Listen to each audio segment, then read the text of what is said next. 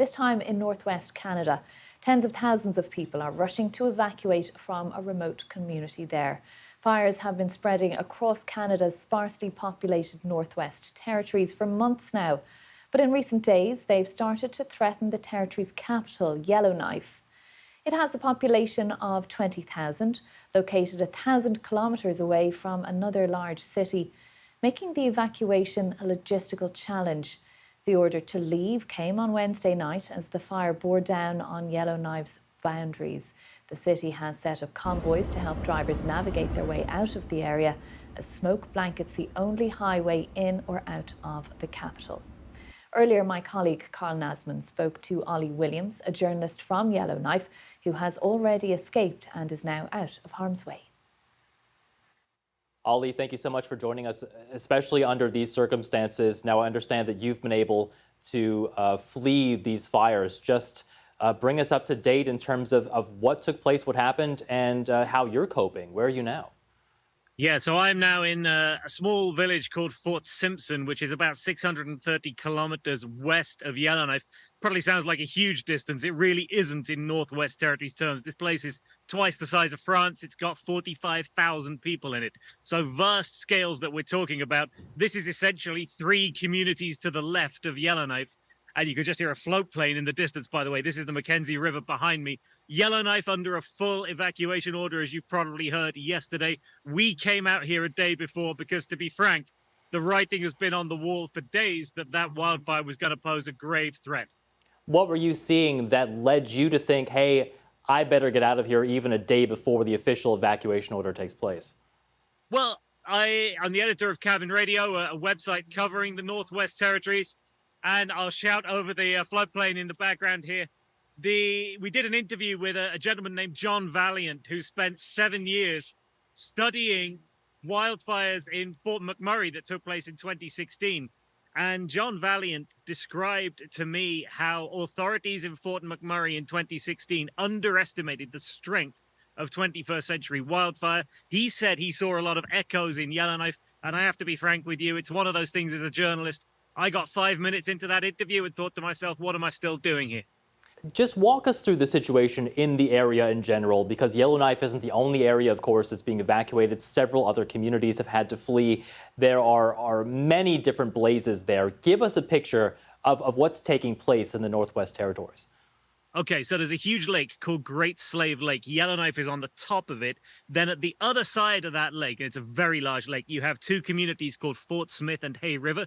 Together, they've got about 7,000 people in them. On Saturday and Sunday last weekend, they were both told to evacuate. Thousands of people fleeing down the highway to Alberta, where they still are. We have no timeline for when people might be able to get back to those communities. There hasn't even been any communications in those communities. There's no internet. No landline, no cell phones. There hasn't been for days and days now. And we've just heard in the last couple of hours here that the community of Kakiza, it's a tiny community. It's only 36 people, but they've been told they've got to flee as well. Evacuation order getting them west to this community, actually, Fort Simpson, which will be an evacuation center for them. So we've got 7 or 8 different communities under evacuation orders right now. Wow. More than half the territory's population is out of their homes. And what's fueling these blazes? Well, that's a good question. Climate change is fueling them. It's the boreal forest in Canada. It's an extremely flammable, combustible landscape in the first place. Part of that is natural. Forest fires are not an artificial phenomenon. Sure, they could be human caused, but the vast majority are not. They're caused by things like lightning. They happen all the time. They have done since time immemorial. The boreal forest catches fire. It's what it does. But with the climate changing the way that it is, the landscape back here is drier than it ever has been in the past. It stays drier for longer. The relative humidity goes down, and you create conditions where even if there's a little bit of rain, like there is right now here in Fort Simpson on me, that doesn't buy you much time. It doesn't do too much. Cooler temperatures don't help that much. It's the sheer amount of dryness that we have, and there has been an unusually hot summer here as well, which is why these fires are as devastating as they are. We heard there's more than 1,000 fires currently burning in Canada. What's the sense that you get in terms of authorities and firefighters? Are they able to control and contain these blazes and make sure that they can protect people and communities? I mean, frankly, the answer to that is no. Otherwise, we wouldn't have 20,000 people all trying to drive down one highway out of Yellowknife right now. Clearly, fires like this cannot always be controlled. What can be controlled is the human response to that, and when you take the decision to leave and how you take the decision to leave. And over the last few years, there are more and more voices suggesting that the traditional ways of combating fires, or more accurately, the traditional way of communities responding to fires, might need to change, and that we need to adjust our understanding of how we move people around and how we get them out and how we defend communities to the new reality that is fires behaving more extremely than they ever have before, covering more distance, burning more intensely, and threatening communities in a way that previously just wasn't expected. And briefly, Ollie, is there anything specifically then that people want the government to do or change in order to prevent or better manage wildfires in the future?